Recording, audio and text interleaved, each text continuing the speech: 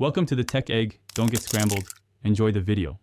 You need to act now. Confirm Excel 2016 Plus and install the correct ODG driver for your database. This allows Excel to speak SQL.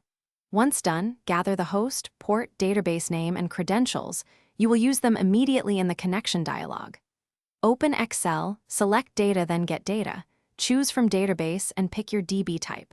This gives you a secure pathway into the data so you can query only what you need. Now you configure the connection. Pick from Database, then the specific source. If you installed a DSN, select from ODG. Otherwise, use the server/port and connection string. You will enter authentication next. Choose Windows or database credentials depending on security. Once connected, preview tables and either run a native SQL query or use Power Query to filter rows and columns. Make sure to select only needed fields because smaller imports are faster and safer. Finish by choosing Load or Load to. Send data to a worksheet table, the data model, or a pivot table depending on analysis needs. Use the Power Query editor to shape data, merge tables, filter rows, set column types, and reduce columns before import. Once done, set a refresh schedule or refresh on open so data stays current.